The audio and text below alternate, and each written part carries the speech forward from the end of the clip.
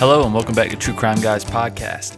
This is no normal episode of True Crime Guys Podcast. This is episode 4 of the Freeloader series. The Freeloader series is a look inside the True Crime Guys vault, if you will. We release old Patreon episodes from roughly about 2 years ago for your free listening pleasure. This episode was released on September 9th, 2017. This is about Stanley Tookie Williams, the co-founder of the Crips, one of America's most notorious street gangs. I say co-founder because it's kind of controversial. There's a few other people that are associated with the introduction of the Crips, but you'll hear all that in the episode. But if you like what you hear and you want to hear more of these heavy hitters of crime, you can go to patreon.com/truecrimeguys, and for $2 a month, you can get all of our available premium episodes there, plus another side show called Higher Thoughts, and all kinds of bonus content. We actually have an interview with a guy named Jamel Barnes, who is not necessarily Tookie's biggest fan, and says that he had nothing to do with the start of the Crips. But, that's up for speculation. But we'll let you all decide for yourselves. So without further ado, here's Stanley Tookie Williams.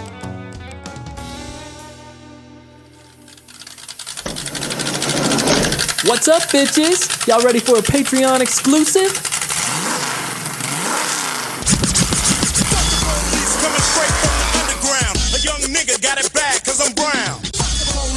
Are you ready to see some astounding tricks?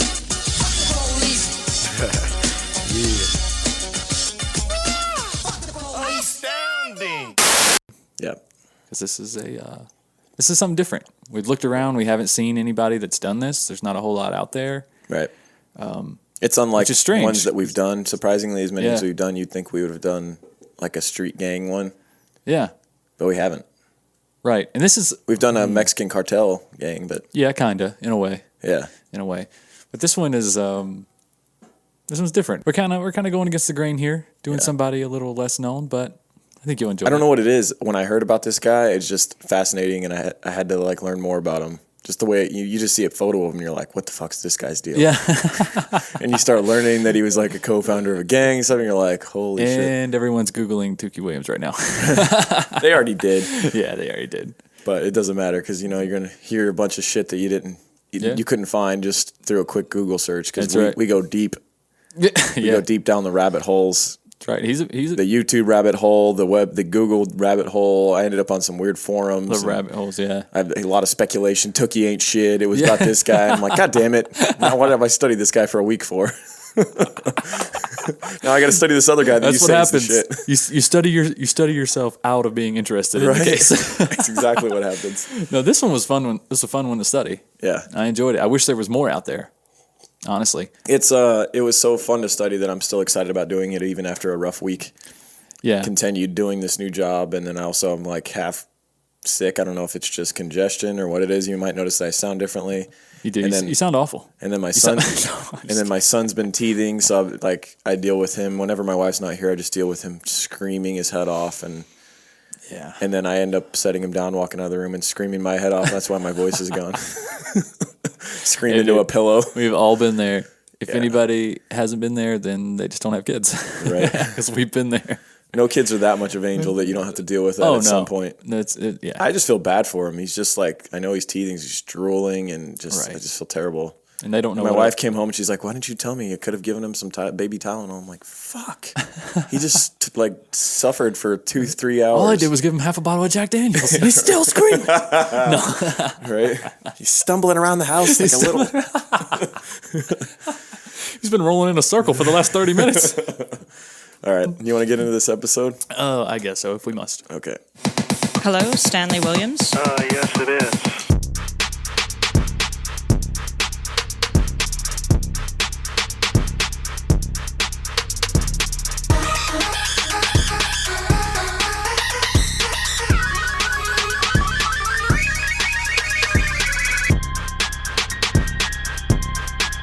Working together, we can put an end to this cycle that creates deep pain in the hearts of our mothers, our fathers, and our people. It's a public service announcement. We just let you know that we're not condoning gang violence. We're paying tribute to our homie, our big homie, Stanley Tookie Williams. This is your tribute. Well, Tookie Williams is one of the original founders of the Crips. He was a Nobel Peace Prize nominee before Arnold Schwarzenegger had him killed. Fuck you, Arnold. We are very disappointed in the governor that purports to be for all of the people. We have now put him in the place of God to actually be the Terminator that actually terminates. And this is not a movie. When it comes to death penalty, yes, I believe in the death penalty. I don't get rattled. Nothing can rattle me. Nothing will ever rattle me. I've been rattled the majority of my life. For anyone to think that murder can be resolved by murdering, it's ridiculous. I mean, we look at all the wars that we have throughout other countries and other nations, and all it does is this violence. All it does is engender violence. There seems to be no end, but a continuous cycle, an incessant process of blood and gore that doesn't end. So I said to myself, his death is my life. I'm gonna take his teachings and doctrines and bring them to life. They will never, ever execute his message of nonviolence, his message of peace, his message of denouncing gangs and violence. You can't kill that. I asked you what you are most proud of in your life. What do you most regret? Creating the Crips. Okay, very excited about this one. Our case this week is a guy by the name of Stanley Tookie Williams. Oh, how do you get that nickname, Lauren? It's a crazy story. Right? It's his middle name. He was born with it. Oh, really? Yeah, he had to address that. I read see that coming. I read a book called Blue Rage, Black Redemption, a memoir by Tookie Williams. That was his latest book. While he was on death row awaiting execution. Yep. You know, we're not going to spoil whether he was or not just yet, unless you Googled it. You might already know. Right. But yeah, that was just his middle name. It was a family name, Tookie. He was pretty much called that from a small, child. Right. And it stuck with him all the way through. And it fits him kind of. It's kind of funny to see pictures of him. He was jacked, by the way, which is one of the reasons I had to study this guy. He was a badass motherfucker. Just after seeing photos of him, I was just like, goddamn, why do I not have arms like that? Right. Giant black arms. I want them. Giant black arms. 22-inch. Right. Beautiful black arms. The definition. Right. It looks like he could just do a bicep curl with fucking Chuck Norris and throw him across the city. Yeah, he was a stocky dude. And he was under 6 foot too, so he packed it all in a small frame. He's like 5'10" with like 22-inch pythons. Yeah. Ridiculous. Dude could choke out a lion easily. Right. Funny story, like laying on his side, he was actually 6'2". Right. It's kind of no shit. Popeye walked by one day. I was like, "What the fuck?" What? I did hear a story. He told that Arnold. He was working. I guess Arnold was working out. I think it was on the beach in California. Yeah, probably I heard this as well. Yeah, Venice Beach, and Arnold saw him, and Arnold was like talking to some girl, and then he stopped and saw Tookie walking by, and he's like, "Those aren't arms, those are legs." I don't know if he was insulting him or if it was like no, that's definitely a praise, compliment. right? Yeah, yeah. For sure. It's weird when you realize that Arnold Schwarzenegger would later play a part in the downfall of Tookie. Yeah, that is strange, ultimate right? demise. Yeah, very strange. A little foreshadowing there. Those arms, the leg now. Execute that man. No, execute him. I can't have someone with arms like that walking around. His body is beautiful, but he will not beat me in Mr. Olympia. He must be gone. Terminate him. Terminate. Jesus, that was cheesy. Very. All right, so Stanley Tookie Williams, the reason we're talking about him is because he would end up being the co-founder of the infamous gang, the Crips. The Crips, never heard of them. The West Side Crips, to be specific. There was a lot of offshoots, a lot of different types of Crips, a lot of different Crip sets. Yeah. Whatever, Grape Street and all these different Crip sets. I think the Crips today have like over 50,000 members. That's it? They have a lot, man. It's still, what he was a part of starting has not died at all. No, it's still going strong, but I think that has to do a lot with the neighborhoods and you know what I'm saying, the economic class that they're in, climate of the areas. Yeah, right. Well, let's start with his upbringing. I would say, as far as a birth, he was born on December 29th, 1953. I looked into celebrity births. Honestly, Yeah, he's probably where are he's probably the most famous one of them all. There's like nobody of note. Oh, he's more famous than the celebrity. Yeah, I'm looking. I'm like, maybe I'm out of the loop. I don't care about any of these people. I've never seen them before. They're just like young. I guess maybe if you're like 16, you might be like, oh, that person. Right. I was like, I could care less about any of these people, and none of them are a big deal. Right. Oh, he's born on the same day as the janitor in Teen Wolf. Awesome. Right. It was that caliber. I'm like, Tookie's got all these people beat. Yeah, like H-list actors. Right. The dude that co-founded the Crips is definitely a bigger deal than the fucking janitor in Teen Wolf. I don't know where I got that reference. I actually think he was in there. Seriously. He was born December 29th, 1953 in New Orleans Charity Hospital. This was pre-civil rights Louisiana. His mother was 17 years old, and because she was a colored woman at the time, is what they would refer to her as. Right. He was born with. She probably still is now, a colored woman. What are you talking about? You said she was a colored woman, but that's how they referred to her. That's how they referred to black people at the time. Was right. It's because it's a pretty derogatory way. Just busting your balls. All right.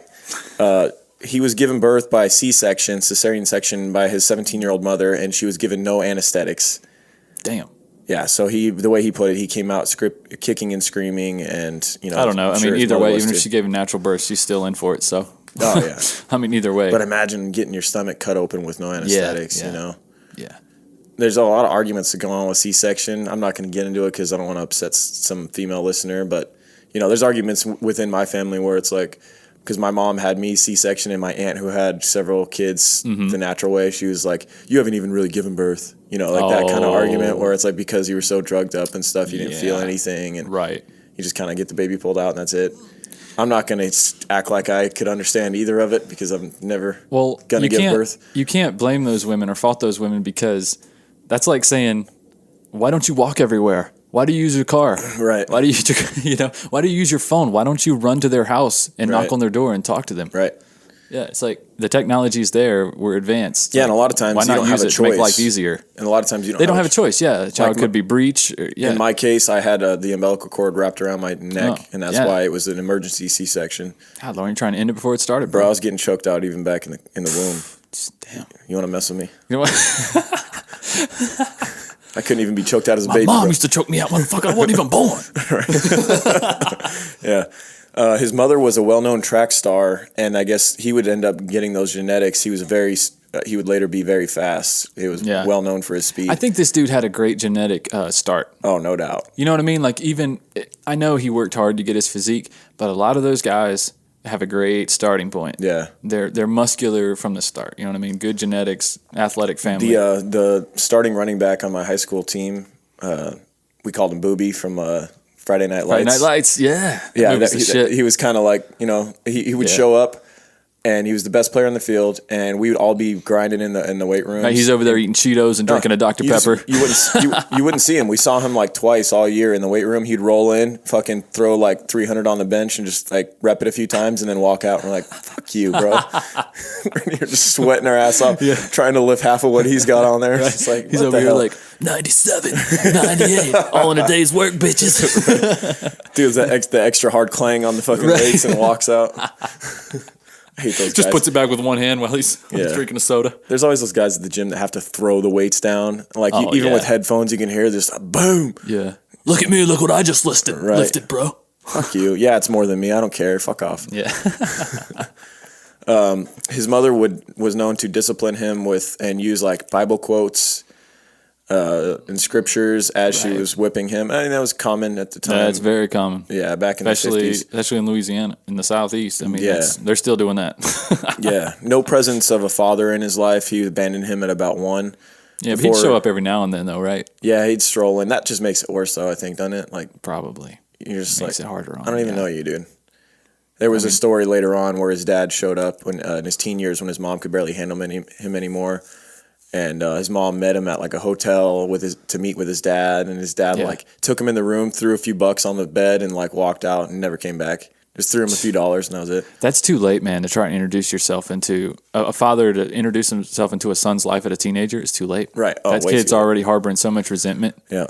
Yeah, it's too late most of the time. I'm not saying all the time, but it's important to note that Tookie experienced a seizure before the age of 2 that required a spinal tap. that is kind of something, these traumatic medical emergencies that happen like pre-age 5 is very common with people that we study on here that end up killing people later on. Right. And he also had 2 serious head injuries. One, like he ran into a door, something happened with a door, and then also with monkey bars as a child. I did not I don't know that. if he fell off and landed on his head or what it was, but this must have been in that book that you're reading? Yeah. Okay. He started learning street rules at a really young age because he was in such a bad climate. We talked about, Yeah, like he was like running the streets at like 6 years old, right? Yeah. Even younger, like 4 or 5, he started learning to steal things because he had nothing. He came from such poverty. Yeah. His mother had no money. And pretty much everyone around him had no money. They were black people living in squalor, and the system was really failing them. Right. The schools, he called it diseducation. Yeah.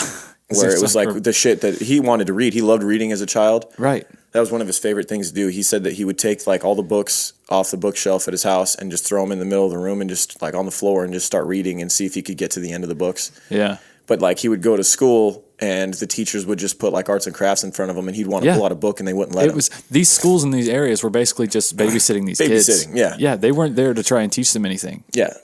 They weren't giving them a future. Yeah. They were killing them before they started, man. Yeah, he learned at a young age, as we mentioned, to start taking what you can't have. He noticed that, some people had things. Right. Some kids, they were more privileged, had things, probably white kids and whatnot. Right. And so he learned to adapt and survived. He would just, a quote from him, "I learned from the street culture that criminal activity was an economic necessity and violence was a means to a desired end." This is a time when Jim Crow laws were still promoting racism, segregation in the South. That combined with Tookie's bad behavior at a young age gave his mom the decision to move to California. Yeah. And this was in 1959 when Tookie was 6 years old. Right. That's what I was saying. It ended up kind of as soon as he gets there, backfiring, he's like roaming the streets. That's what I was talking about earlier. I'm sorry. I thought you were already in LA at this time. No, but he was even bad before 6, which is part of the mom's decision to move them to California and relocate. Right. They were trying to escape the South because it was still so much racism going on there. And of course, you're not going to get away from it in California either, but it's the time. At least you have more like-minded people in the same situation as you in California. And it seems like maybe that was even worse environment for him because then there was more kids for him to roam with similar shit going on. Yeah, higher population of the same thing. I mean, you just migrated to. He the said same that thing. the city the part of town that they moved to, which was South Central, the west side of LA. Right. He said that it was like an apple that was rotting at the core. Like it looked good on the outside. They had like nice looking houses and whatnot, but it was a facade. And I think a lot of that came from his mother's perception of the place. Like I'd imagine she really talked it up to him. Like, okay, we're gonna move out to California. We're gonna start a new life. People are different there. Life will be different. And then he got there, and because of their economic situation, they were right back where they were. Right. Yeah. They got a duplex apartment in South Central. There he began struggling in school. He did have one good teacher back in Louisiana that he kind of kept bringing up in the book, and that she helped him along. She spent time with him, allowed him to learn, which he wanted to do. And then when he got back to got to Los Angeles, it was more of the same with the bad teachers that he experienced, where it was, like you said, babysitting. Yeah. And that's when he started really getting into more trouble. Because he wasn't engaged as a student. Right. They're not. This is coming from his mouth, so we weren't there. We don't know what happened, but from his perspective in the book, which was, obviously his own take on his life. And we're not naive enough to think that everything he was Tookie innocent. Said, he was an angel. Like, obviously, this man was not an angel. Okay, we get that, but it's just this is his story, and then also there's some other things that we there's no were doubt able to compare it with. Yeah, well, and it's pretty understood that the school systems in these in these downtrodden areas are gonna not be as right. They're not going to harbor along the youth quite as well as some of the more privileged areas that have more money, and the money goes right into school systems. So if the school systems have no money, you're going to get lesser teachers, and these teachers weren't getting paid anything, right? And these teachers were the bottom of the barrel, and the classrooms were probably filled with a lot of troubled youth without good parents, and without a great great home to go to. So they just it's probably just all in all, it was just a bad environment in general. Yeah. He starts getting into a lot more fights. Didn't he actually start working for a guy who was dogfighting first? Yeah. Before he kind of got into He was patching up dogs in dog fights. That was like a little job that he had picked up where there would be these dog fights where there was betting involved, and then when the fight would end, the dog that lost or the dog that won, I guess the dog that lost was pretty much killed, right? If it wasn't already dead, yeah. And then the one that survived, Tookie would be the kid that would clean it up and patch it up and all this stuff. Bathe it, feed it, water, take care of it, yeah. Right. And he almost like running like a shelter for these types of dogs. Right. Yeah. This is the kind of stuff he's learning as a child, man. This is like, how can you expect a kid and he's like getting paid in like weed, like booze, money, whatever, and he's taking it at this young age. So crazy. But eventually that evolves into actual fighting with kids. Right. Like that's where it gets crazy. And then they realized that Tookie actually had a talent for this sort of thing. Well, when he first got to LA, he's, like we said, 6 years old, and it's an environment that walking to school, at school, you're immediately challenged. I think it was like the first day that he was at school, some kid walked up to him and I forget what he said to Tookie, but it was like in a sense to put his guard down. And then just socked him right in the face, and like it was that type of environment. It was like sink or swim. There was moments where he didn't want to go to school because. Hey man, you want to sit with me at lunch?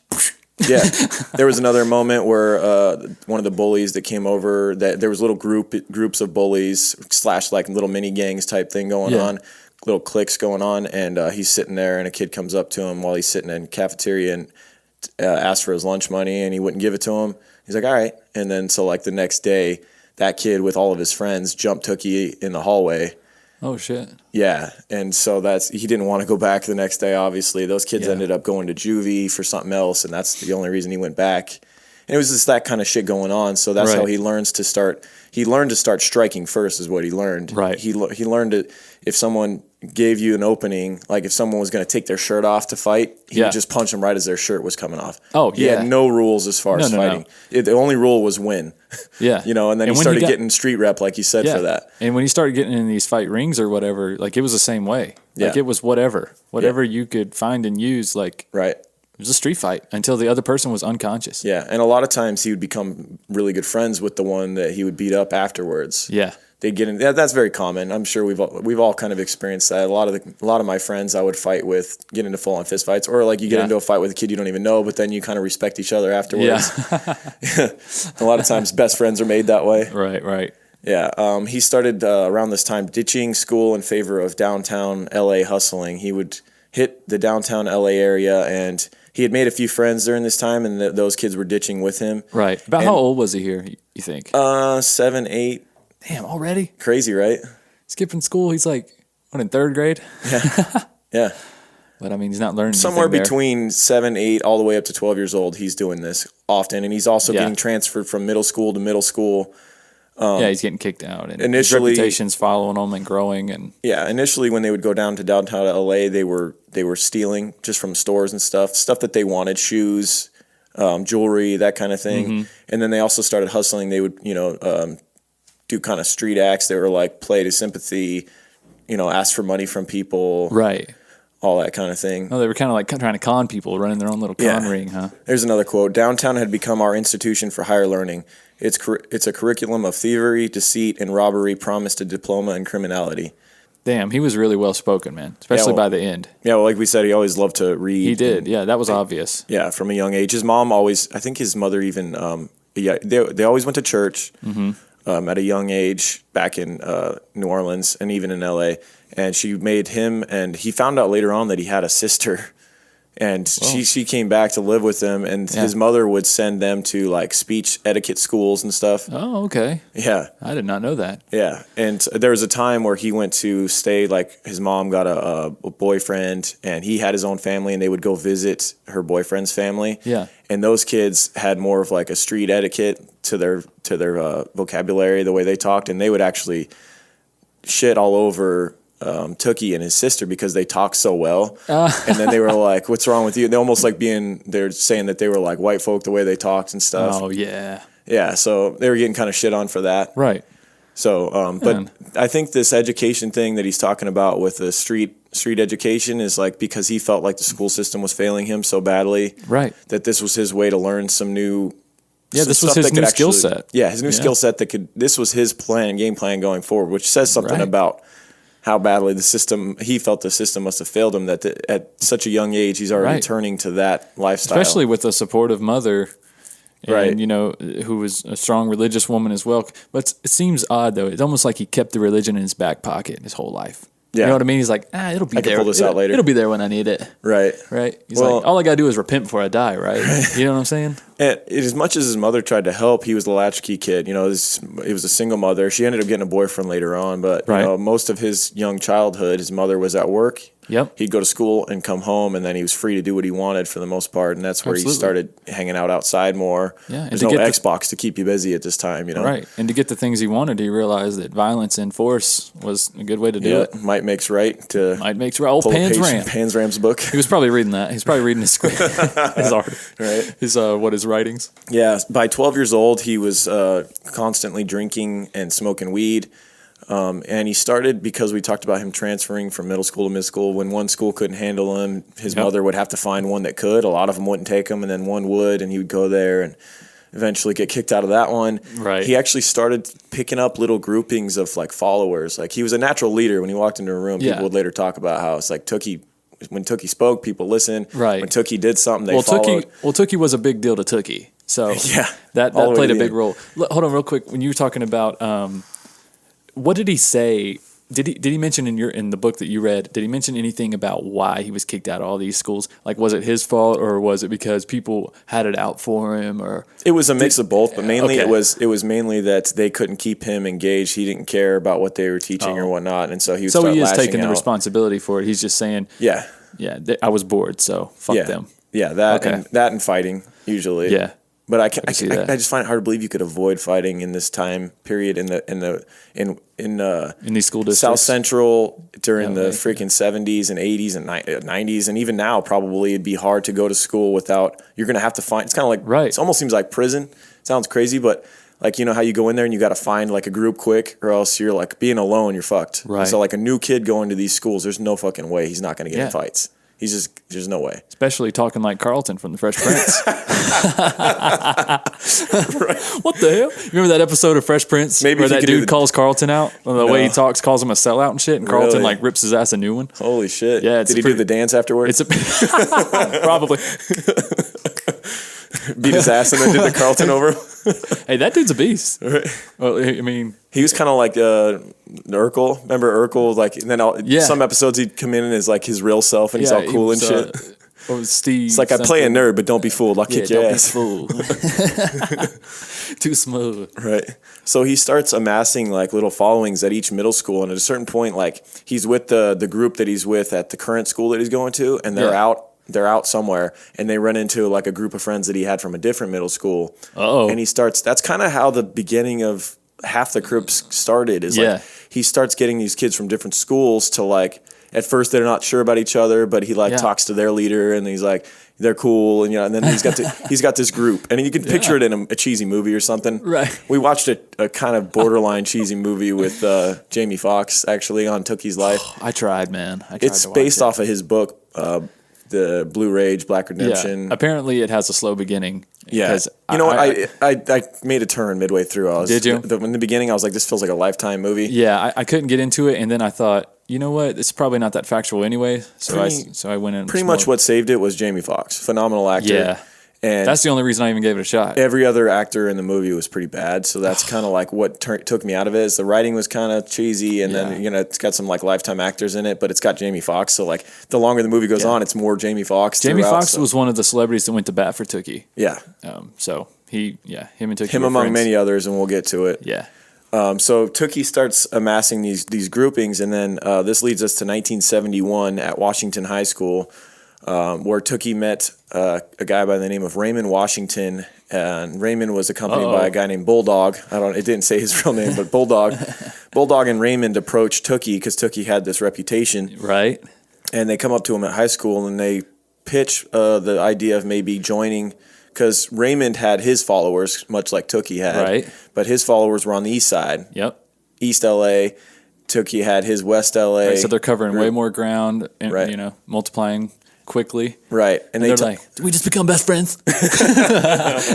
Right. Let's make a bunk bed and talk gangs. Things like the Rock of Gibraltar. Right.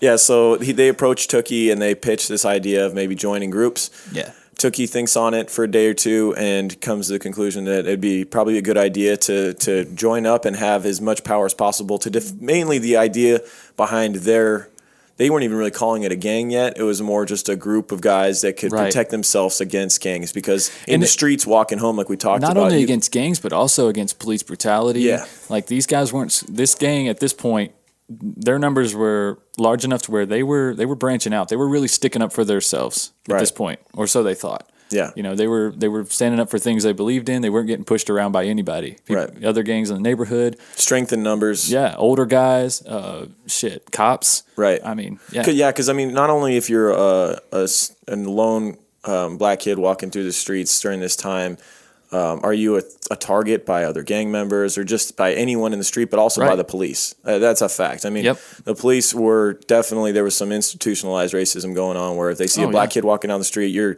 definitely at risk to, get whatever, assaulted, frisked, just, they could just point at you and blame you for some crime that happened because you happen to look similar to a perp they're looking for, or whatever it be. If they just had it out for you. Or you're on the wrong block. Right. I mean, yeah, like if you go out of your quote unquote neighborhood or, then they're gonna question you. Yeah. You walk to the wrong McDonald's or whatever. Yeah. Shit, man, you can get picked up for no reason. Whereas if you're in a group, much less likely for the police to do that to you or for you to be a target of other gang members or just anybody looking to get something off of you. Right. Here's another quote. For us, the Alliance would commence an urban cleansing of the gang element, or so we thought. Right. At this time, they're still trying to get rid of gangs. They're trying to get enough powers and travel enough to where the gangs don't have any power. Yeah. And because the gangs are all ironically, they become a gang. Oh yeah, no, inevitably is more. Right. Yeah. It's like the Warriors during this time. There's so many of these like little gangs running around, and they all have cheesy names too. Imagine them on roller skates almost.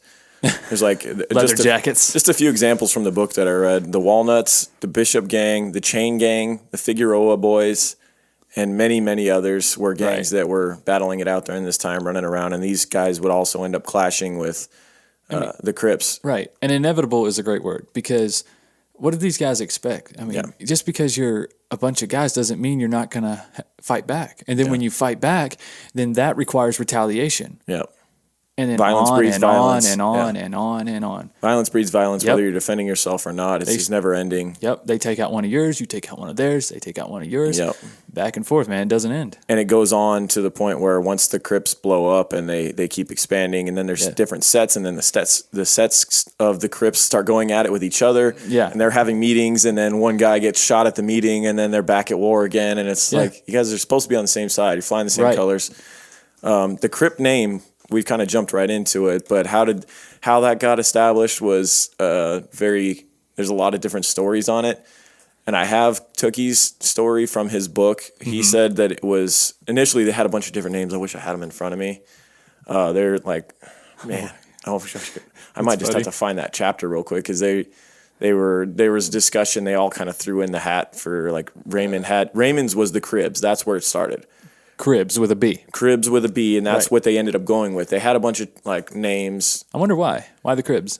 Because they were so young. They were like so 16, 17 at this time. That's actually kind of cool. Right. So they started with Cribs, but then it turned into Crips after they kept mispronouncing it. When they'd be real fucked up, they'd be drunk, and they'd start calling it the Crips. Motherfucker, it sounds like you saying Crips. That sounds cool. Let's roll with it. Crips. You know what? Fuck it. We'll just change it. It's easier to change the shirts now. Yeah. We're too deep. It's Crips now, damn it. It's Crips. Yeah.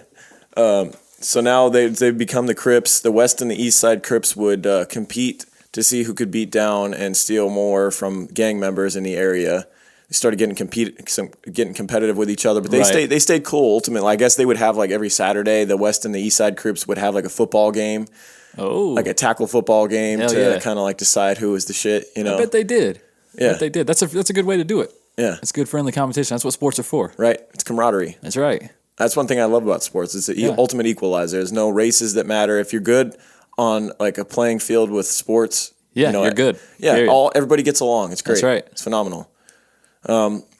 Initially, the Crips refused to use guns and would only fight other gangs, like fisticuffs, hand-to-hand combat, maybe some weapons here and there, but no guns. That didn't last very long, though. No, but it's like we talked about. It was inevitable that they would go that direction because they had to. Because what's going to happen? That, like we talked about, their army's getting stronger. Their growth was way more expansive than the other smaller gangs. Oh yeah, they blew up for whatever reason. It just. I guess it was the leadership of Raymond and Tookie. They were just like really charismatic. They would go out recruiting, and they were recruiting at a much higher pace than the other gangs were. Right. Some people are made to be leaders, man. Yeah. And some people have it. So that must have been partly what it was. Then also the awesome Crips name, because we heard some of the other shitty gang names. Am I going to be a part of the Figueroa Boys or the Crips? Come on. I'm not even sure what a Crip is, but I'm going to go with that. Right. They would end up getting, because they had the higher numbers, they were winning all these battles. So what would happen was the other gangs would show up with guns. Yep. And for a while the Crips would their thing was flight instead of fight. Instead of taking them head on if they couldn't, because the other people had guns, they would just run. Right. But at a certain point they got cornered and shot at, and they eventually ended up getting enough's enough. Getting guns of their own. Tookie would finally be booted from high school around this time when he tried to choke a guy out with a hoisting chain in during auto shop class. Damn. This was at California High. After that, no other high schools would accept him. Well, that's not fair. He didn't. I guess he got forced to drop out, I suppose you could say. But that's a pretty beautiful image. The hoisting chain for the motor, and he's just like from a cherry picker. Yeah, he's just got wrapped around the guy. Jesus. So crazy. I wonder what led to it. Like, was he? He thought they were trying to take advantage of him. Like, he was getting his Caprice worked on, and they were like, they're like trying to charge him too much. Yeah, they're arguing about when he. Motherfucker, them tires ain't even at the wear bars. Yeah, I don't know, but we're approaching the main event here in Tookie's life, aren't we? What's that? The murder. The murders. Yeah. Well, that's why we're here. It's still going to be a while before that. He goes through several years. I have some quotes from his book here that we can refer to as far as what's going on during this time. Mm-hmm.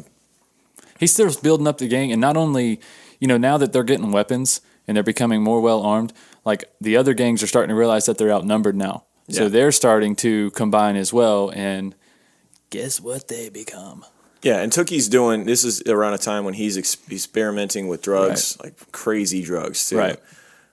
He said, it was also where I introduced myself to a variety of drugs, including paper acid, called blotter acid back then. I tried orange sunshine, microdot acid, but I referred window pane because it kept me hyped without tripping out and seeing bizarre things. Yeah, not going to lie, some of those sound really fun. Right?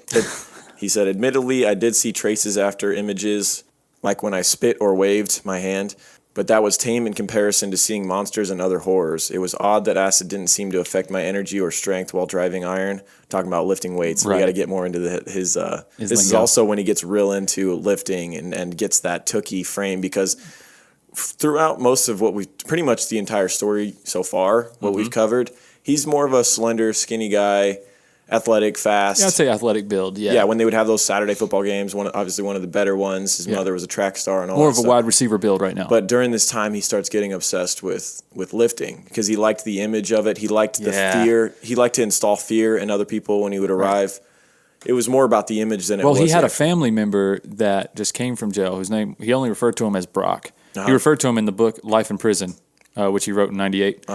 And I read that one, and he said that when he got out of prison, his cousin or family member or whatever would just amaze him and his friends, like in this gang, with these prison stories. Like he would totally over-romanticize prison. Right. And there would be pictures of them like on the yard, like lifting this ridiculous weight and all these fucking buff dudes. And that just sparked something in Tookie. And he was like, that's what I want to be. I want to be a badass among badasses. Like Brock would paint this picture of a prison like a gladiator school. Like it was like, this is where you come to prove that you're really a fucking man. Right. Like if you're not the toughest in here, you're not the toughest. Right. So, Tookie kind of took that as a challenge, I think. And a lot of these other boys did as well. That's why they didn't fear prison, because they're like, hey, when I get to go there, I just get to prove myself. Yep. Well, prison's just another way. I feel like gangs are they've got to be so intoxicating to someone like Tookie, who's really not had many options in life, and then you have a chance to be a part of something. You've got a group of guys that you're all kind of in it for the same common goal. It's almost like joining the army in a sense. It's also something that's intoxicating idea to a young man that has no direction to go in, and he can go into this thing and become somebody, even maybe not to society, but to the group that he's in, he can be the shit, you know? Oh, absolutely. And they'll all die for each other and that type of thing. You know, they're part of something that has a name behind it that they created. And prison's probably a lot the same way. You go in there, and then it's a whole new world that you're in outside of the real world, but it's your own little world. And if you're the shit in there, you know what I mean? That's all that matters to you at that point.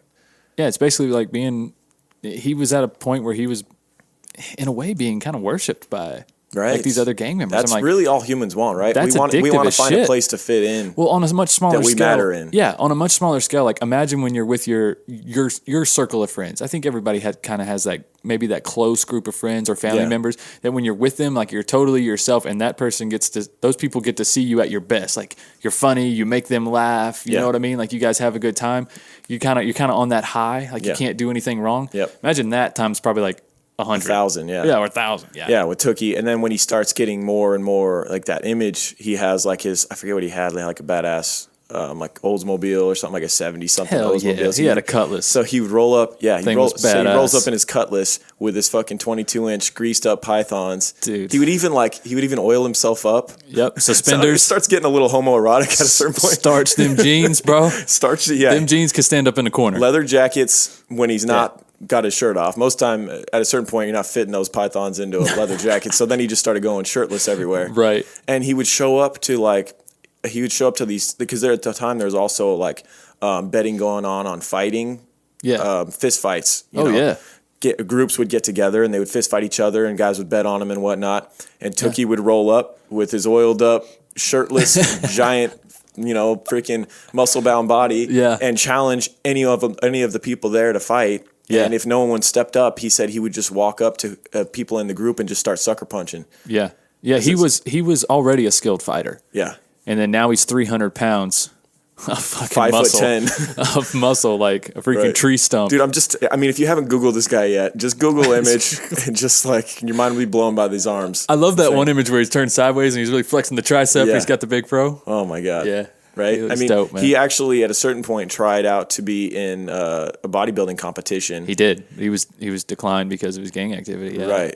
Yeah, it was like an amateur bodybuilding competition, which everybody says he would have destroyed. Yeah. Yeah, he had a great physique. Yeah. If he would have shredded it up a little bit more, it's not like he was just like thick Olympia all the way through. He had the small waist with the giant upper body. Yeah, Yeah.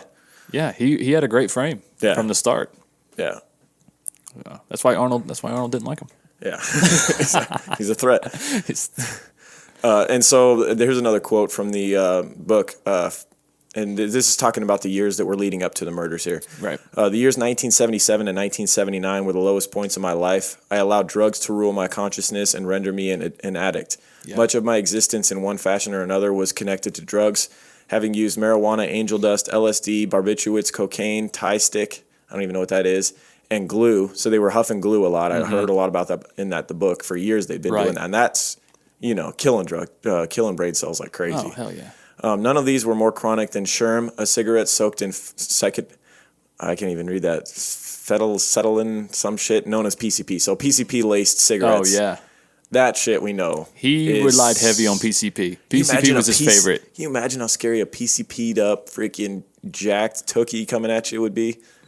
That's just... He was unstoppable. It's the scariest thing ever. But he was addicted to PCP. It was actually a weakness, I think, for him. Yeah. He needed it to function at one point. I mean, it was pretty crazy. Yeah. Became incredibly dependent.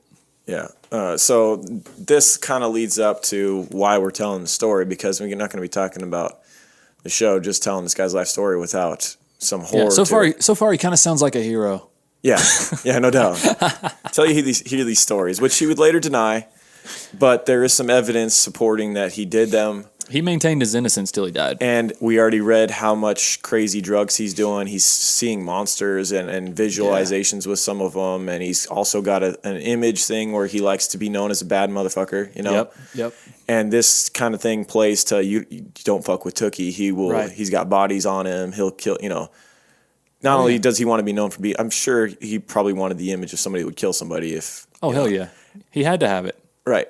Regardless of who he really was. Right. Part of me wonders if if me or you grew up in the exact environment as Tookie Williams as a child, how differently it'd probably go in the same direction as far as.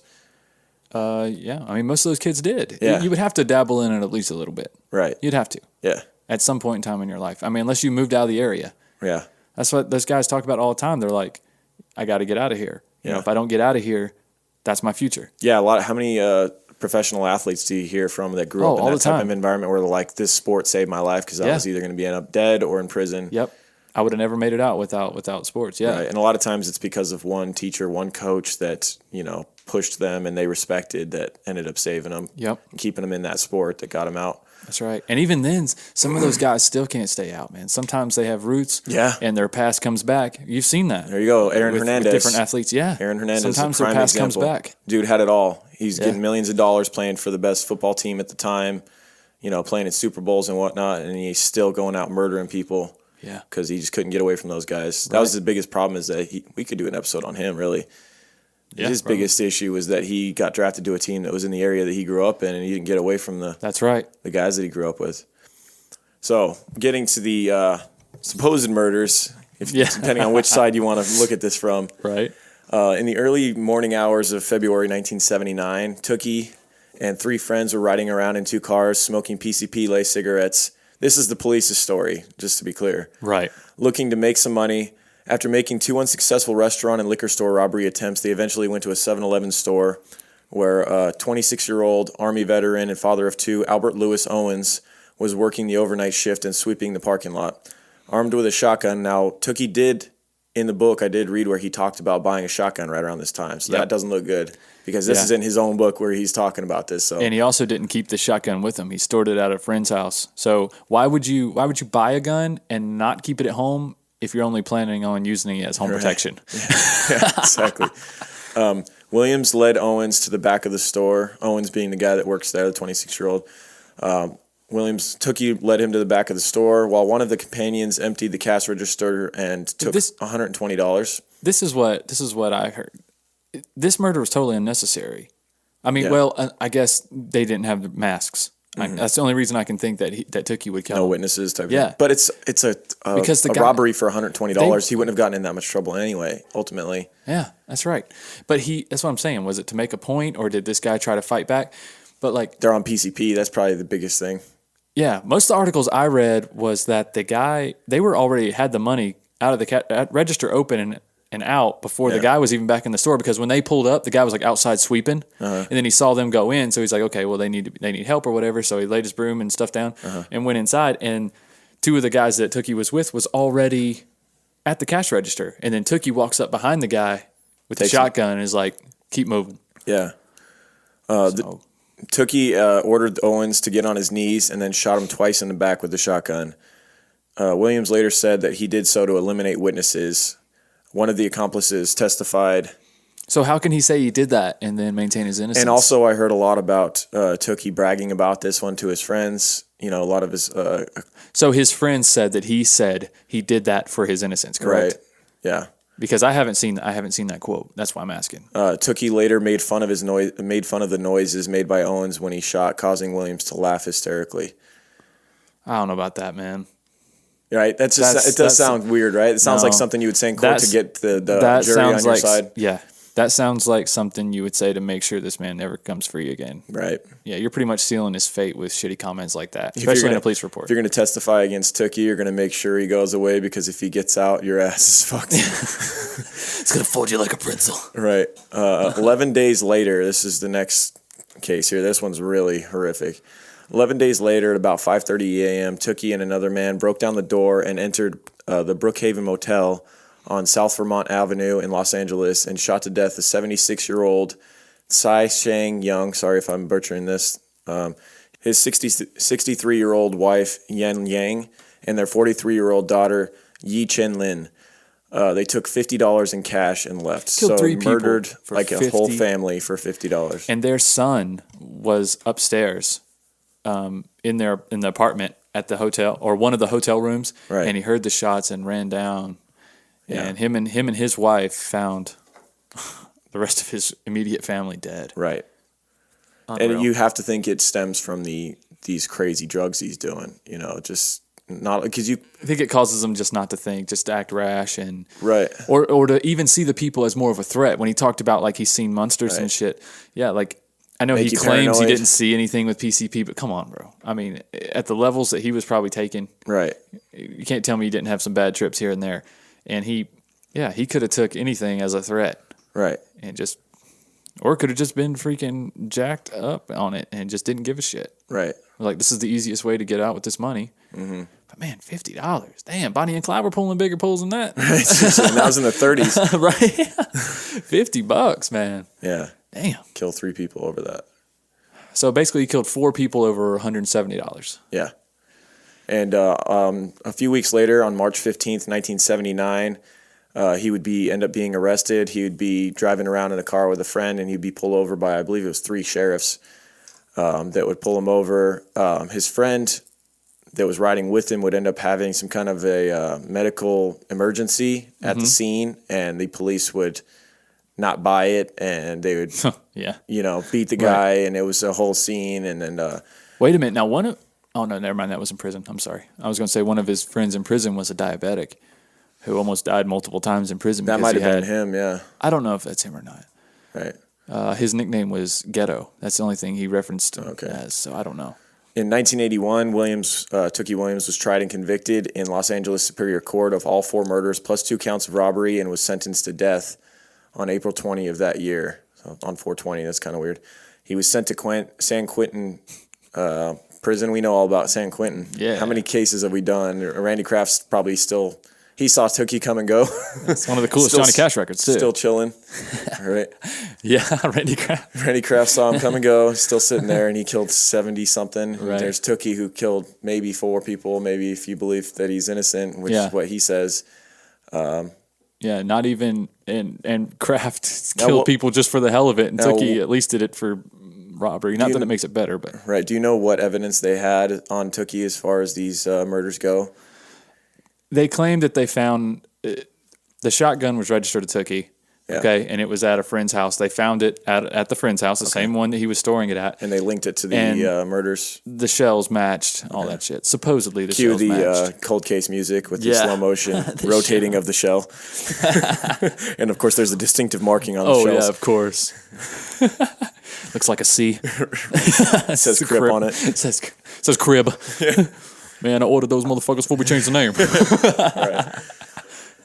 Now, not long after Tookie was initially arrested for the 4 murders, before his sentence, right? We have to mention that Raymond Washington was murdered. Who was the co-founder of the Crips? Co-founder of the Crips. You guys don't remember. He was another big gang leader who joined Raymond, and a lot of they people were think that Raymond had way more to do with the founding of the Crips than Tookie ever did, and that he was one of the biggest people in Crip history, if not the biggest. To me, it looked like Raymond might have been the brains, and Tookie was kind of the muscle. Yeah, and I think people give Raymond, even though Tookie was still a very intelligent guy. Yeah, but I think I don't know. I think Tookie was a little more hands-on than Raymond. Yeah, it seemed like. Yeah, I could see that.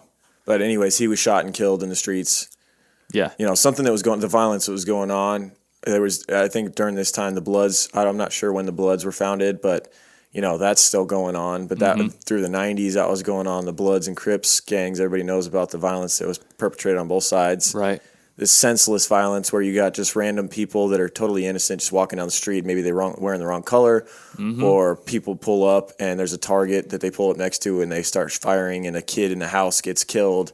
Yeah. Just constant, senseless violence that would go on well past Tookie being put on death row. And then it just escalated into the 90s. The 90s was real bad. Makes you wonder if there was lesser leadership that forgot what this was all about. It was a lot about police brutality and rights and brothers sticking together. And if you look at it this way, though, it's impossible for it not to get worse, because the further it goes, like we talked about before, okay, it's a perfect example of you got Raymond and Tookie who they just want to be safe first, right? So they just want to be safe. Let's just be together. Let's be safe. And then it's like, we got to defend ourselves. Okay, but we're not going to use weapons. Right. We can't use weapons. So everybody that's joining now, they still think, okay, weapons are bad, blah, blah, blah. So now they're getting outgunned. Okay, Now we need guns. Yeah. Okay. And then now we need to strike first. Yeah. You know, it just keeps getting worse and worse. And then as it keeps becoming more ruthless, you have these young guys joining with it already ruthless. Yeah. See what I mean? There's no steps. There's no stages. They don't see what got it to the point that it is now. Yeah, they didn't see the necessity. They just see like, hey, this is what this you is do. the game that we're in. This is what you do to be a man. If you're not doing this, you're not a man here. Right. And you're gonna be somebody's bitch. Yep. I mean, and it can't. Well said. It can't not get worse. Right. Yeah. It's just going to escalate. Yeah. So now Tookie's on death row, as we said in the story, in the early '80s, and I guess for the first 6-7 years, he said that he was just as angry. It didn't change him at all. In fact, he was more angry. He was really tough for the prisons to deal with, for San Quentin to deal with. And he would end up being put in solitary confinement. Yeah, or the hole, as he called it. The hole. His book. And what was you said that his reasoning for why they put him in there was just... His explanation... Had nothing to do with his behavior at all? Yeah, he said in his book, The Prison Life, or Life in Prison, I'm sorry. He claimed that they only put him in the hole because they were afraid that his presence alone would start gang riots. Oh, so they thought it would be better if he's kind of out of sight, out of mind. So he totally acted innocent, like of all the guys, like he did almost 7 years in the hole just because they didn't want people to see him.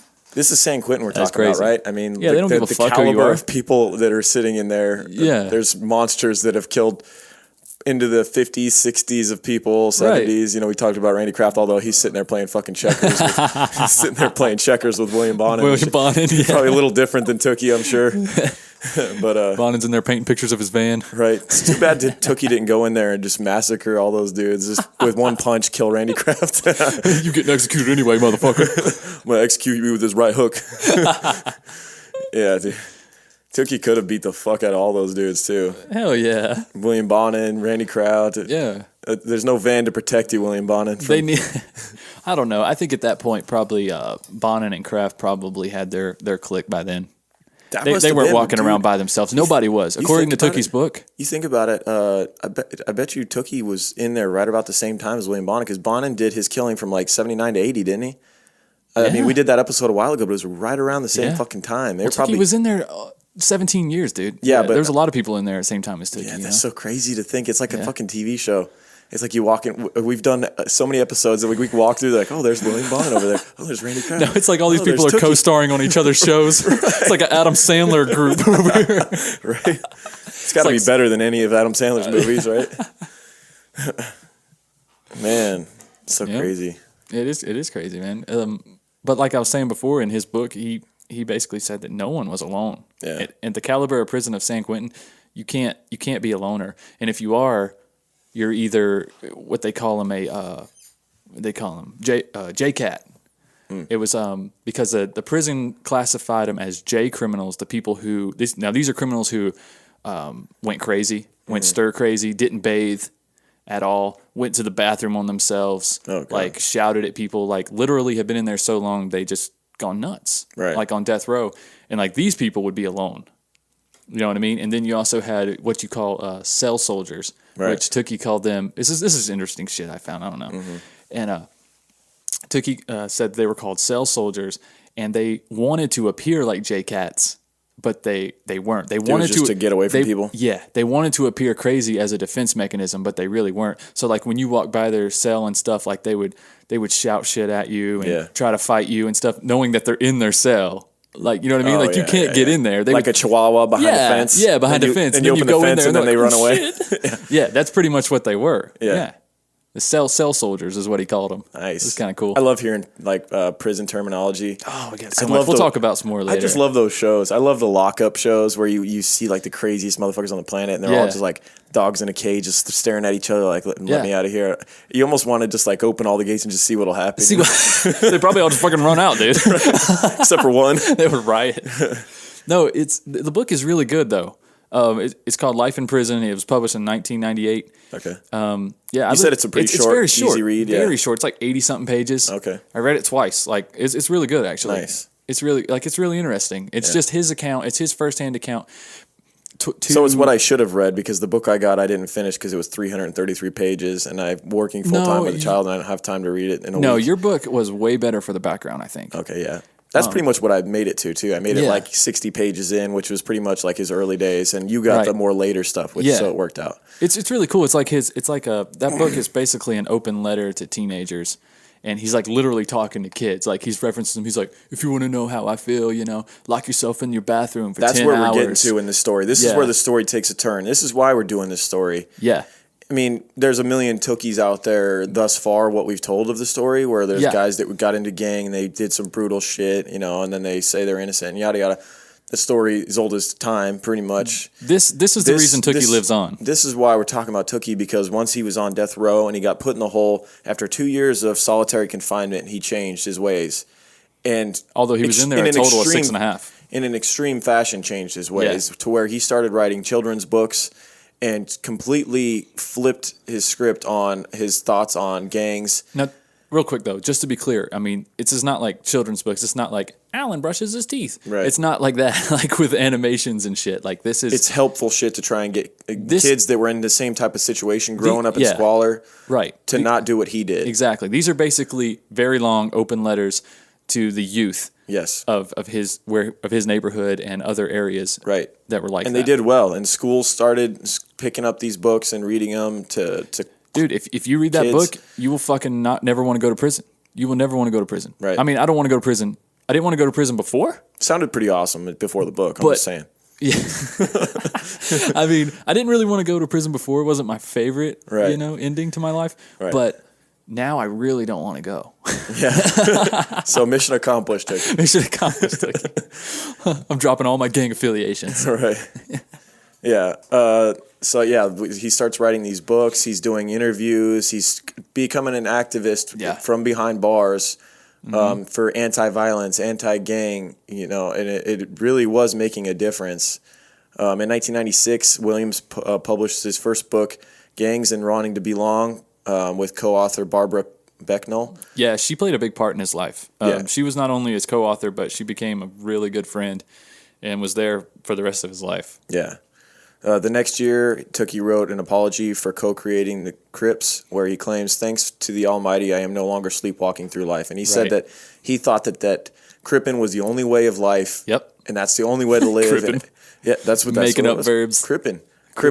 We didn't even talk about crip walking, man. I used to have kids in school that would do that. Maybe obviously they were terrible at it, but crip walking was a big thing back in the day. Everywhere. Yeah, it sure was, dude. Yeah. That's a good point. I forgot all about that shit. But he thought crippin' during his years of doing it that was the only way of life. Like there's no if I'm not crippin', I might as well be dead. Right. But then after a couple of years in solitary confinement to really go outside of himself. But wouldn't a man say anything in that situation, though? Dude? Yeah, that's what you have. God damn, I'd say anything.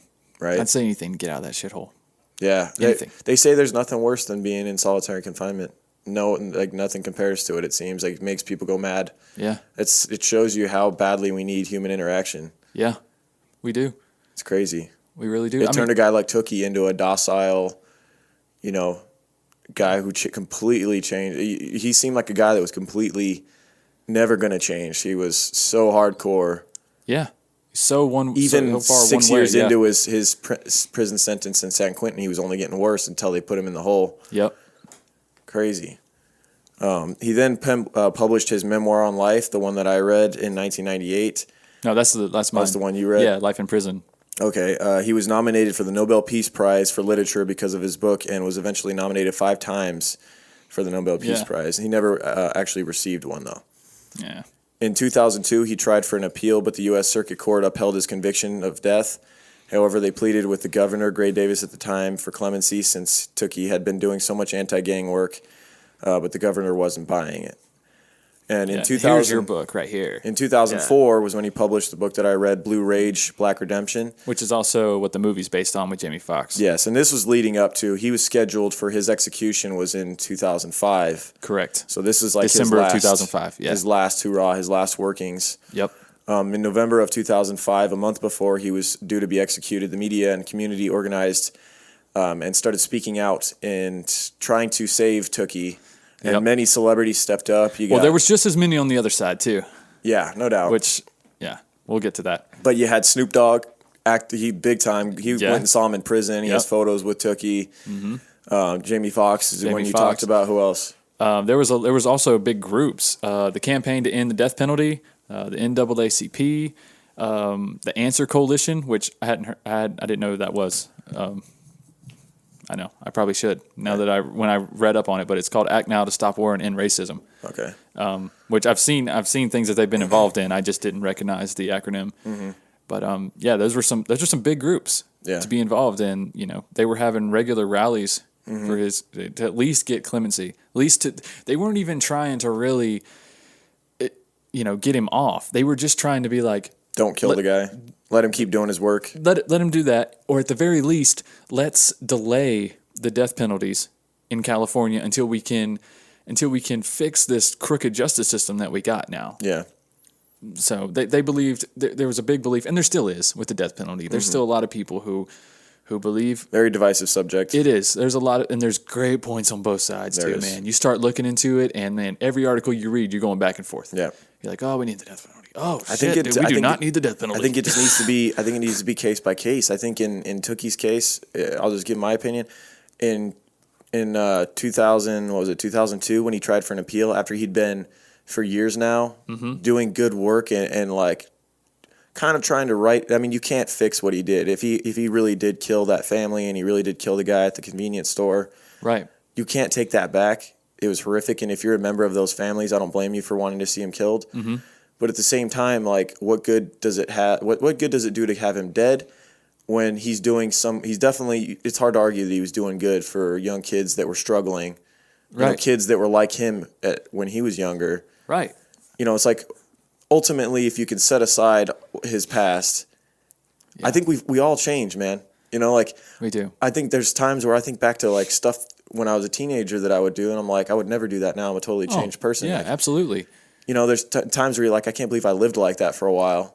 Right. All of us, you know, we almost feel like we live multiple lives throughout our lifetime. Oh, absolutely, yeah. And then when you run into people from that time period, it's like you don't recognize them either. I'm not even that person anymore. Yeah, you know, you're not that person. They're not the person you knew. Right.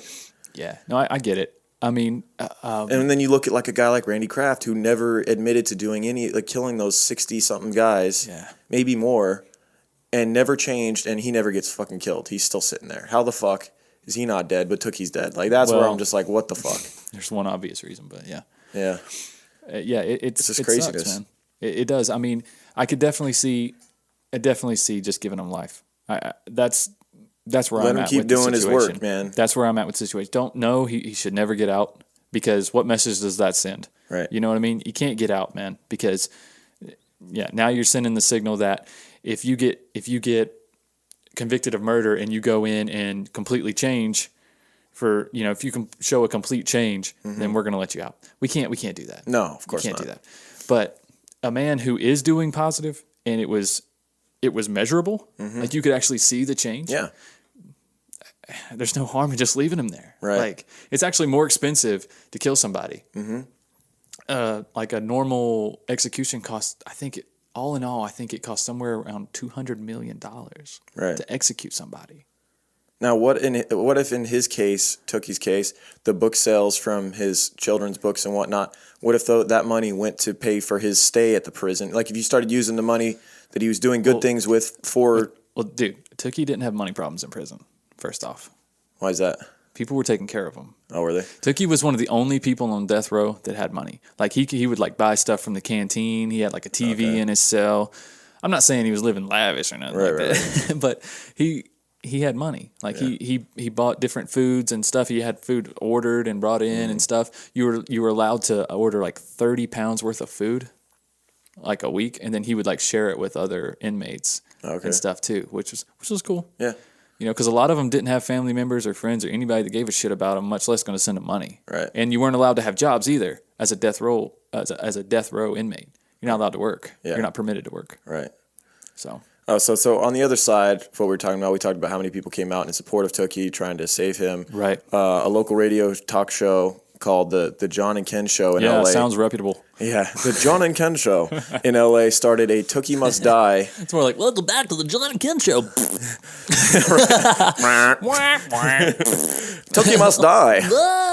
This next hour, it's Tookie Must Die for killing 4 innocent people. And then we're playing Jeff's game. Guess who farted? Exactly. We've got balloons here with Tookie's face, and we're going to see who can pop one with shooting a dart out of their asshole. That's so true. Oh my God. It's like on, what is it, on Parks and Rec? Welcome back to the douche. Right. We have a local DJ in Vegas named Gooch. This is his local DJ named Gooch. What station is he on? And I've heard he's a douche. 92.3, the comp, the rock station. The hard rock station. Yeah. But there were obviously a lot of groups that we talked about. By the end of November, more than 175,000 Californians had signed a petition to temporarily suspend the execution of Tookie Williams. Wait, did you mention what the talk show was doing?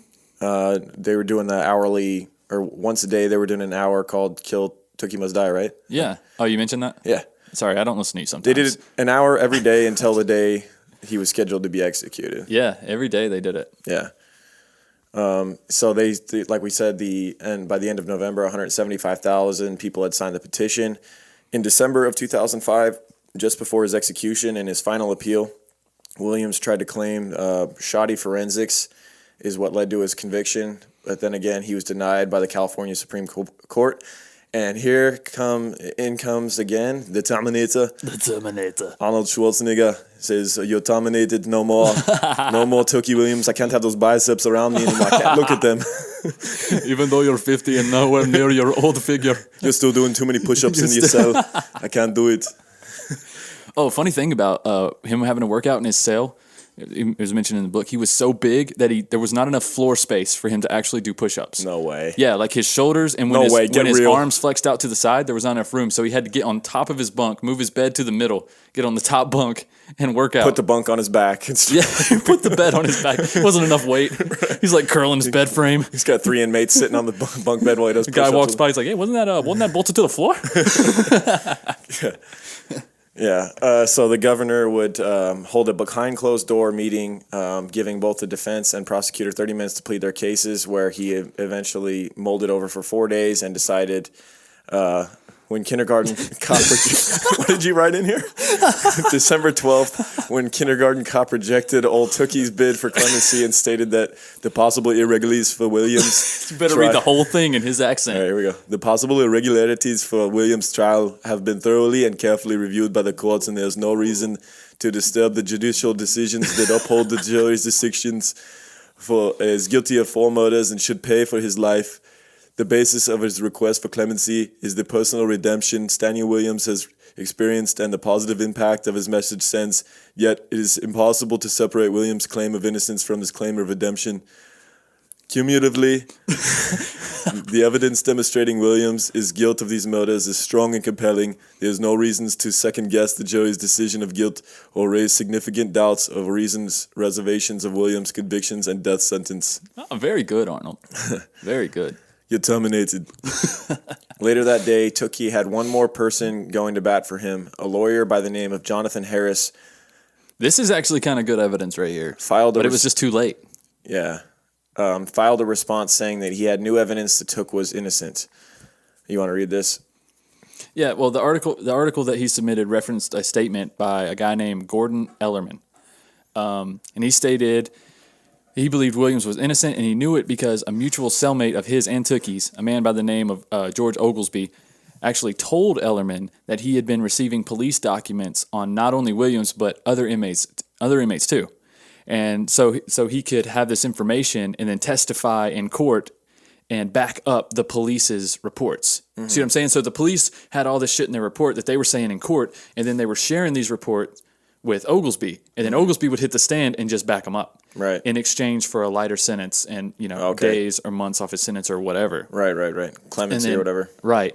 And then Ellerman also claimed that he saw Oglesby studying Tookie's handwriting, like he was, I don't know, somehow he got a hold of some of Tookie's writing or whatever, or maybe Tookie wrote to him, I don't know, right? And he practiced writing like Tookie. So and then he was writing incriminating letters that appeared to be from Tookie. Like one of them was about an escape plan where they would kill a prison bus driver and drive the bus out. Jeez. Yeah. So that looked pretty bad. God, why would they even? I mean, if that is true, it's like why are they going to such lengths to see this guy killed? That's like got to be just racism, right? It's like It's got to be spite.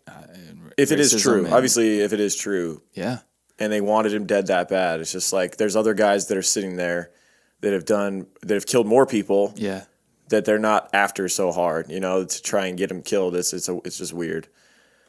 I think at this point there was things to gain politically, and it had gotten so big and gotten so much attention that it was a big victory to win this. Right. In probably ways that we can't even comprehend. Mm-hmm. And on December 13th, 2005, Stanley Tookie Williams was executed at San Quentin State Prison by lethal injection. He was pronounced dead at 9:35 a.m. Pacific Standard. He did not technically have any last words, but he was allowed an interview on a local radio station hours before his execution where he said, "I do not fear this barbaric methodology of death. I rely upon my faith. It has nothing to do with machoism, with manlyhood, or with some pseudo former gang street code. This is pure faith and predicated on my redemption." Right. That's part of his quote, yeah. Yeah, do you want to read the rest? Yeah, so he went on to say, "So therefore I stand strong and continue to tell you, your audience, and the world, that I am innocent. And yes, I have been a wretched person, but I have redeemed myself. And I say to you and all those who can listen and will listen that redemption is tailor-made for the wretched, and that's what I used to be. That's how I would like the world to remember me. That's how I would like my legacy to be remembered, as a redemptive transition, something I believe is not exclusive just for the so-called sanctimonious or the elitist. And it doesn't," this is like a direct quote, so he kind of stuttered here. He said, "And it doesn't or is not predicated on color or race or social stratum or one's religious background. It's accessible for everybody. That's the beauty about it. And whether others choose to believe that I have redeemed myself or not, I worry not, because I know and God knows, and you can believe that all of the youth that I continue to help, they know too. So with that, I am grateful. I say to you and everyone else, God bless. So take care." Wow. So this is not the same kind of last day that you get from Alien Warnos, where she's talking about aliens and sea on the other side and shit. It's more of a... Yeah. And this was before thoughtful, less this angry. Yeah, this is right before, pretty much. Yeah. Yeah, so it's crazy. So that's much more thoughtful and less angry, more accepting person, whereas Alien was fighting the fact that she was about to die. That was what made it so crazy.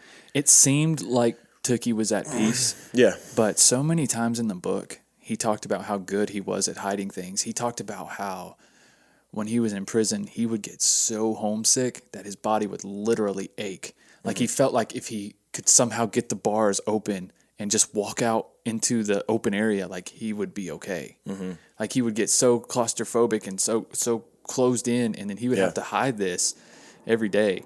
And like, because he talked about how just after months in prison, everybody you think cares about you, especially on death row, they know you're not coming back, right? Mm-hmm. So everybody you think cares about you or is in your life is gone. Right. He said the only person that stuck by him was his co-author and his mother. There was a pretty cool scene in the movie with Jamie Foxx where you get kind of a taste of that, the homesickness and just wanting to be out, where the lady that's helping him write the book, they're doing constant interviews. She's sitting down with him, and at one point they get to sit face to face, and she brings him a flower from outside. Yeah. And he just sits there and smells it, and he just like starts crying, and it's just like, He talks about that. He's like, he couldn't even remember what grass felt like. He said, I would give anything to walk barefoot on grass, or even lay in dirt. Like he just wanted to be somewhere that wasn't steel and concrete. Mm-hmm. It's so sad, man. Yeah. And then there's another instance that was really bad day for him. I think it was in 1989, and a huge earthquake had hit California, and he said it was so bad it felt like he was standing up in his cell, and he felt like he was trying to walk on a waterbed. He said that's what it felt like. Oh shit! It was shaking so bad, and he said he immediately ran to the front of the door and just of the cell and just started shaking it. He said as hard as I could. He said I was praying to God that something would happen and it would swing open. He said because I felt like I was going to die. Yeah. He said I already had strong sense of a strong fear of claustrophobia and being trapped. You're trapped for countless hours in the cell, and then now the ground's shaking and the freaking walls are shaking, and you know what I mean? Yeah. Like, he said it was. He'll never forget that day. It's kind of crazy. Like he didn't scream or nothing. He's like the howling and the noise was unbearable. Hundreds of prisoners just screaming at the top of their lungs because they all thought they were going to die. He's like, that's how bad it was. That's crazy. It is. Yeah. So you got some fun facts to wrap this up? Yeah. I'll let you read them because I don't know what they are. You've got a little list of fun facts. Well, that would be fun facts with Michael. Yeah. Okay. Here we go. Williams' co-author, who we mentioned earlier, Barbara Becknell, said that Tookie had always promised her that no matter what, he would look at her and smile during his execution, and he actually did. Oh, that's fucking crazy. Yeah, he actually looked up at her and found her in the room. There were 3 people that were there for him. Oh my God. The other 2 people aren't mentioned. I don't know who they are. It's her, another woman, which I would guess is his mom, and then another man. I don't know who it was. Okay. But here's another interesting thing. How could you not see that every time you like go to bed or close your eyes though from forever? Yeah. Well, she said if you're that woman, like. Well, she said that image just must be frozen like a TV that you left on the same channel. You know those old school TVs when you leave a video game sitting there and it like melts to the screen and it's stuck there. It's got to be that's every time you close your eyes, it's got to be Tookie smiling at you. But she said it helped her though. It helped her know that he was at peace and you know what I mean, that his life meant something. But right. So here's another one. Like during the actual lethal injection process, the medical technicians actually had issues inserting the needles into his skin. Oh my God. And the process was usually pretty quick, within a couple minutes. And his whole thing took 20 minutes. He's not 20 minutes. He's like a piece of iron. And he actually turned and said to him, "Are you guys doing that right?" This is according to NBC News. Okay, this is according to NBC. So those were his last words. That's what. Yeah, right. Isn't that his last words technically? Right. Like I put that in parentheses. So I'm like, last words. And then he flexed and the needle snapped. At 50 years old. Yeah. So that's kind of odd. And let me tell you something else that backs it up. Snoop Dogg actually wrote a poem at his funeral, right? Mm-hmm. And it says. It's just it's like a one-liner. At least that's all I could find of it. And it says, "It's 9:15 on 12/13, and another black king will be taken from the scene." Oh, jeez. Oh, shizzle. No, I had that part. But here's what I did though. Like I actually looked at that and I was like, "I'm gonna go smoke a beautiful blunt now." I was like, "Oh shit, 9:15, right?" So I went back up and I was like, "He was pronounced dead at 9:35." Okay. See what I mean? So Snoop Dogg was saying at 9:15. Another black king will be taken. So he's insinuating that the execution is about to begin. So that means they started at 9:15. Oh my God! And he didn't die until 9:35 because of the 20 minutes trying to get through his. Yeah, it all lined up. So I kind of believe that one. Like some of these are like from local newspapers and news outlets. So you guys take them for what you will. But that one kind of backs up. Yeah. But like I mentioned earlier, he also had that small cheering section in the back. Was 3 people. One of which was his co-author, Barbara. Mm-hmm. And apparently, according to a San Francisco Chronicle reporter, they were throwing up like Black Power signs and shouting, "California is killing an innocent man" and stuff, which I don't think they were so much throwing up Black Power signs as just probably giving them support and just being like, "Be strong." I mean, right. Damn, you can't give the man that? Yeah. Like, he fought hard for his race and for what he believed in at the end, at least, Yeah. I mean, you can't give him that on his freaking dying day. But that just struck me as odd that they're trying to incriminate them with that or paint that color on them. Yeah. That day. I mean, he's only got 3 people there. Yeah. The room was full of people that wanted him dead, and you're going to point out the 3 people that. Yeah. But anyways, and then Barbara was later quoted as saying, "We are going to prove his innocence, and when we do, we are going to show Governor Arnold Schwarzenegger, we're going to show Arnold Schwarzenegger is, in fact, himself a cold-blooded murderer." Okay, so even if he is innocent, Arnold's still not a cold-blooded murderer. No. Let's just get that straight. Right. That's not the jury convicted him to be sentenced to death. It wasn't Arnold. Arnold, played his role in denying the final clemency or whatever, but it's... Yeah. His blood is still pretty warm. Right. But yeah, I mentioned the Snoop Dogg thing, and but here's another funny fact: Tookie was not the only bodybuilder to be convicted of murder. We might have to do this other guy. Yeah, Brutal Bertle Fox. Brutal Bertle Fox Say that was 3 times fast. a British man who he actually was a very good bodybuilder. If you look this dude up, Brutal Bertle Fox. Bertle is Bertil. And Fox, Fox. Okay. Like, this dude was freaking ripped. Like, he placed 5th in the Mr. Olympia competition in 1983. So, I mean, this dude, he could have won. Like, if you you're looking him up right now? Yeah. Yeah, look him up. He could have won, dude. Like, standing next to the guy that won, you're like, I don't know, man. It's weird how they judge that stuff. It is. It's like, This guy's body's more beautiful than the other ones. Sometimes the deciding factors are just like genetic things. This like, dude, he's taller. Yeah, this dude is jacked. Yeah, he's freaking huge. Holy crap, his freaking traps. Yeah, he killed his fiance and her mother, though. So that's not a good thing. Okay. And what's funny, though, is he had the nickname Brutal before he killed him. Well, that's convenient. Yeah. No need foreshadowing. No need to find a serial killer name now. He's already got one. Yeah, there we go. Brutal Bertle. Oh, Brutal Bertle. Yeah. Crazy. I'm not even going to try and say that in a British accent. Yeah. And your last little fun fact here, California currently has the largest death row population, now up to 2,843 people, which changes daily, so it could be different right now. But right. They're not putting the most people to death, but they have the largest death row population. Yeah. San Quentin's a strange place. That place is gonna, if it ever closes down, I would like to go walk around in there and see. It was made in the 1800s. So crazy. And that's another thing that scared the shit out of him with the earthquake, because he knew that. Yeah, how old it was. I mean, yeah, Tookie was very researched. He researched the prison, you know, where it came from, everything. Yeah, you can hear interviews. If you go on YouTube, you can hear interviews with Tookie. A lot of people wanted to talk to him during his final years.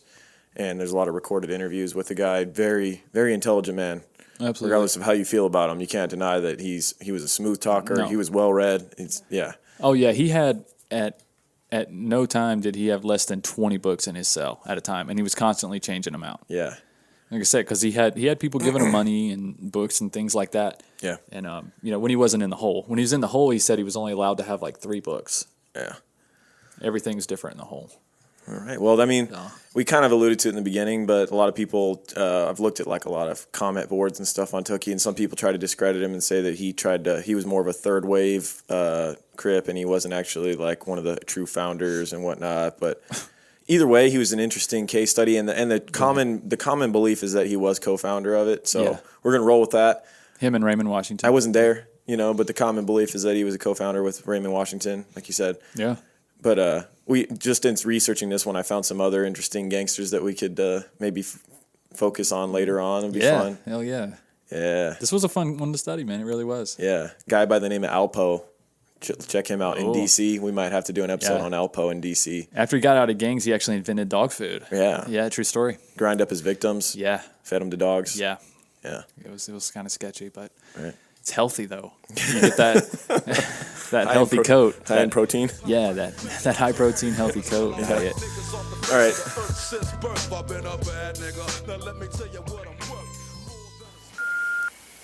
Stanley Williams? Yes, it is. Thank you for rejoining us. Oh, well, as long as I can. Where did you get the nickname Tookie? That is not a nickname. That is my middle name. My mother gave me that. In fact, that was my father's middle name as well. And I believe it's my grandfather's middle name. But I know it's my father's for a fact. Stanley Tookie Williams III. Astounding! Okay, guys. Hope you enjoyed that little peek into Patreon land. We'll continue to release one Freeloader series episode every month. But if you just can't wait, again, you can go to patreon.com/truecrimeguys and get all caught up there. But if you wish to remain a freeloader, no big deal. We still love you. You can go on iTunes, leave a 5-star review. If you like the show, we really appreciate that. You guys can go on, give us a follow on Twitter, on Instagram @TrueCrimeGuys, True Crime Guys on Facebook, and there's a True Crime Guys closed group on Facebook too if you don't want people knowing your creepy obsession. Speaking of obsessions, you can join the tons of people who are obsessed with Oh My Gaia, our sponsor. If you're not familiar with Oh My Gaia, you are in for a treat. Oh My Gaia is an innovative, all-natural deodorant, fragrance, and beard oil company specializing in paraben and aluminum-free products. Their innovative line of deodorants inhibit the growth of odor-causing bacteria while maintaining effectiveness. At Oh My Gaia, they use only all-natural, paraben, and aluminum-free organic ingredients. There's a ton of scents to choose from, guys. There's vanilla, cherry almond, sandalwood, lavender, lemongrass, Egyptian musk, coconut, dreamsicle, leather, lumberjack. There's something for everybody, I guarantee it. We even have our very own scent called True Crime Pine, and as Lauren likes to say, it can cover up those nasty smells that may linger after a murder, or a crime, or a shit, or whatever. But yeah, you can find them at ohmygaia.com. That's OHMYGAIA.com or @shop_ohmygaia on Instagram. And good news for you creepers, if you use the code word CREEPER, CREEPER, you can get 15% off your order. So what are you waiting for? Stop putting aluminum shit in your armpits put some good all-natural deodorant in there, okay? That's ohmygaia.com, ohmygaia.com. But until next time, guys, keep creeping.